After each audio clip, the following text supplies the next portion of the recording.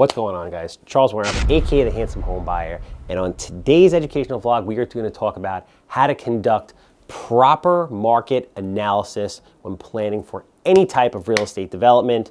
If you haven't already liked, subscribed, ring the bell, we'd appreciate it if you do so. Now let's get to it.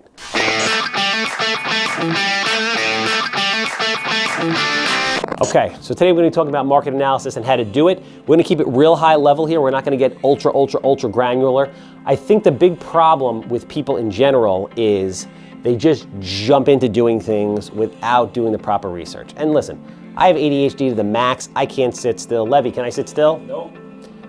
Nobody hates doing this stuff more than me, but if you are going to be putting big dollars behind something and you want something to be successful, you have to do the proper due diligence to see what the market is looking for. And during that process of researching what the market needs and if it could support your particular development, you might learn that the market is starving for some other type of asset class, which might open up a world of opportunity to you that you never even thought was possible or that it existed.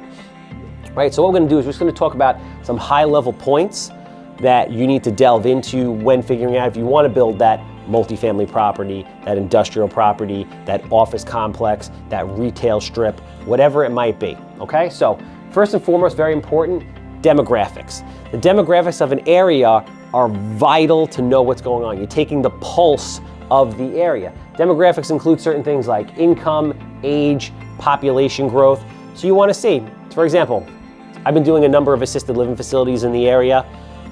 I look at the demographics of the area. Long Island, extremely dense population of baby boomers and elderly people from 65 over, right? Even though 65 is the new 40, right, Levy?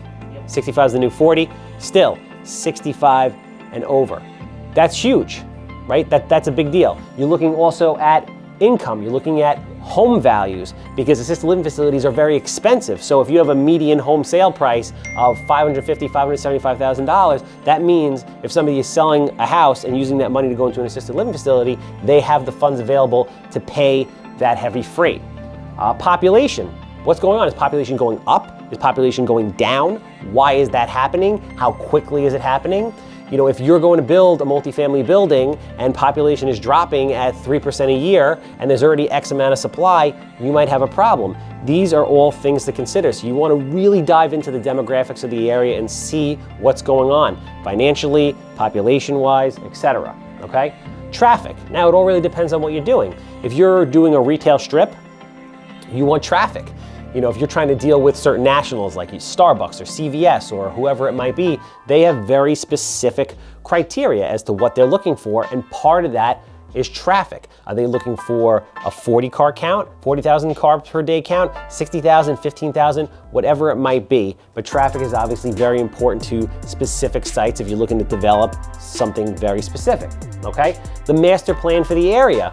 Every area has a master plan. The master plan is basically, they plan out throughout a township, municipality, county, island, state, whatever it is, what they're looking to do and what their vision of this particular area is. Are they looking to promote development of this kind in that area, that kind in that area, this area? The master plan will outline essentially what they're looking to do. All right? Read the master plan, speak to the local politicians, see exactly what their creative vision is for their town, and ask them. Ask a lot of questions, okay?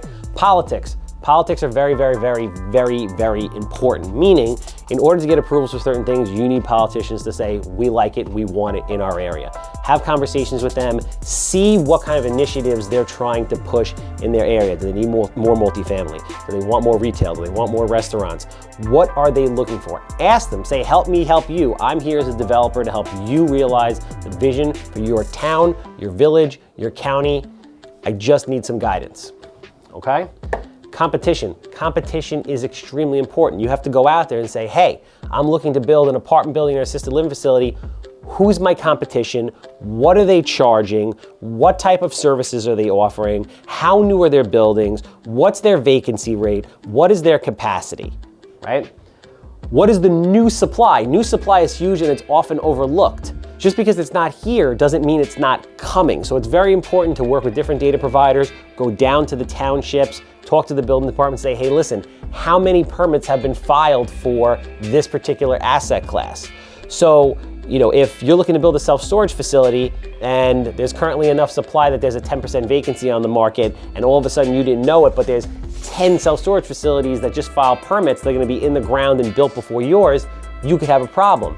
That's why it's very important to follow up with the building department to see what kind of new supply there is. And last but not least, demand. What is the demand for your product, right? How much supply is there? How quickly is it going? How many days on market? It's called the absorption rate, which is essentially if no new units were listed from this point on, how many days, assuming how quickly it is renting right now or selling right now, before it's gone. So that is very important. So again, it's time consuming, it's tedious.